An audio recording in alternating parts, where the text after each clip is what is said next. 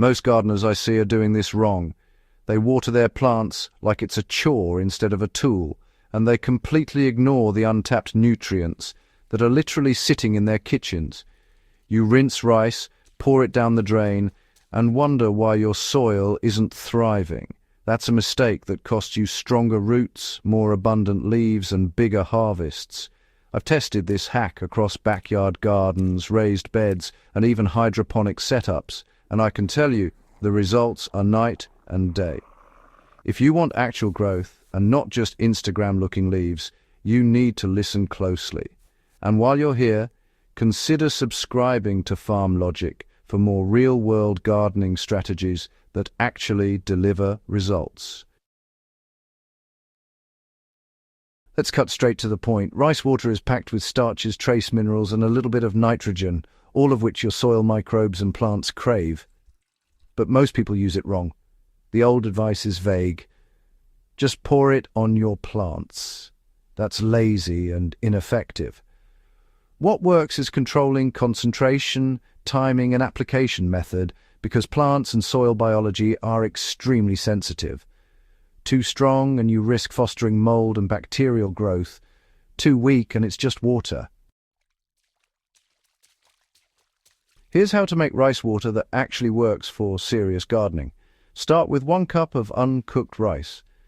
Rinse it lightly, don't overwash or you'll strip away the nutrients. Place the rice in a clean bowl and add 2 to 3 cups of filtered or dechlorinated water. Let it sit for 24 hours at room temperature. This allows the starches, amino acids, and trace minerals to leach into the water. After 24 hours, strain the water into a jar. Do not pour the rice out with the water. You can cook it or save it for compost. The liquid you now have is a concentrated plant tonic. For backyard gardens or raised beds, dilute this rice water at a 1:3 ratio with clean water. Pour directly at the base of your plants every 3 to 5 days.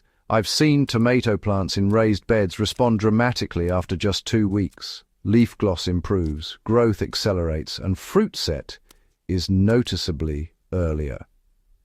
If you're working with leafy greens like kale or lettuce, apply every other day in a lighter dilution, around 1 to 4, because they're more sensitive to excess starch.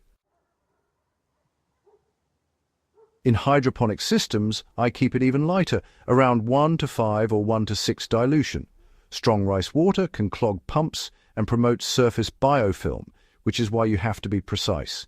Add the diluted water directly to your nutrient reservoir once a week. It's subtle but effective.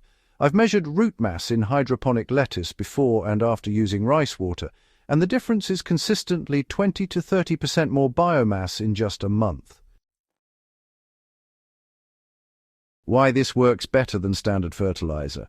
People are obsessed with NPK ratios, and yes, those are important, but they ignore soil biology, which is what actually unlocks nutrients. Rice water feeds beneficial microbes in the rhizosphere, the soil layer surrounding roots. Healthy microbes decompose organic matter faster, fix nitrogen from the atmosphere, and make micronutrients like iron, zinc, and magnesium more available. You're not just giving your plants nutrients directly, you're creating a living soil ecosystem. That's why tomatoes, peppers, and beans respond better to this than just chemical fertilizer. All right, let's talk about some common mistakes I see gardeners make with this hack. First, they store rice water for too long. At room temperature, it will sour and develop anaerobic bacteria in just about 48 hours.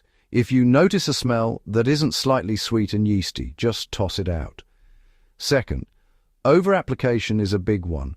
Pouring straight rice water on every plant every day creates a sticky, mold-prone soil surface and can attract fungus gnats.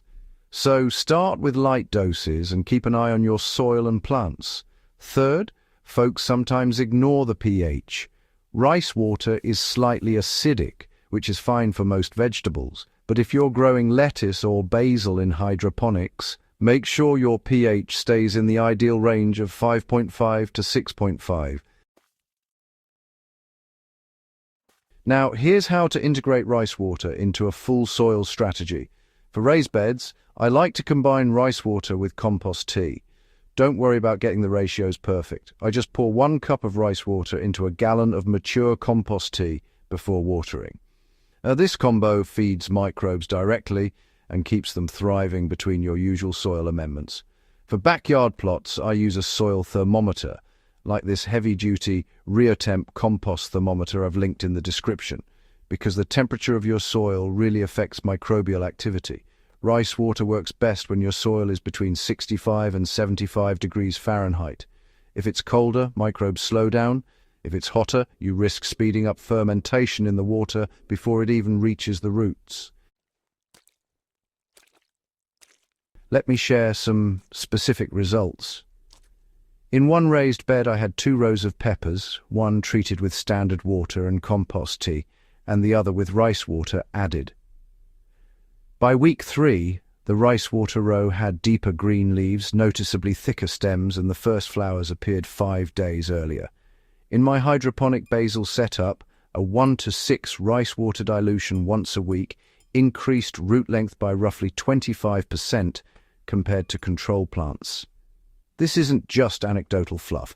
It's repeated and measurable. Here's an extra tip: using leftover rice water efficiently. If you can't use it right away, you can refrigerate rice water for up to 3 days.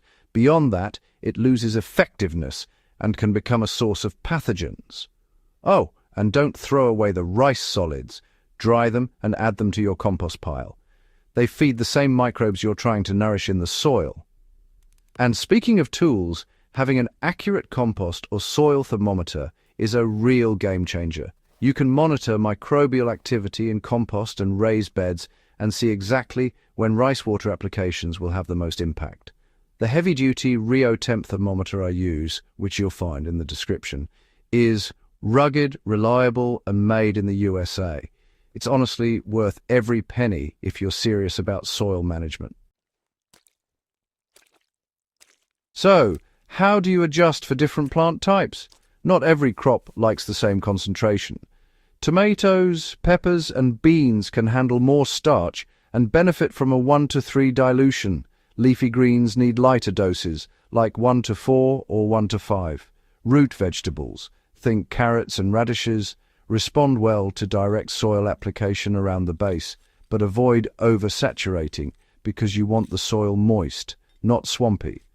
For hydroponics, always keep an eye on pumps and filter screens to prevent buildup. Bringing it all together, rice water isn't some miracle cure. It's a highly effective, low-cost soil amendment when you use it correctly. The key is paying attention to dilution, timing, and monitoring your soil conditions. Do it consistently, integrate it with compost or other organic amendments, and you'll watch your plants grow stronger, produce more, and resist stress better.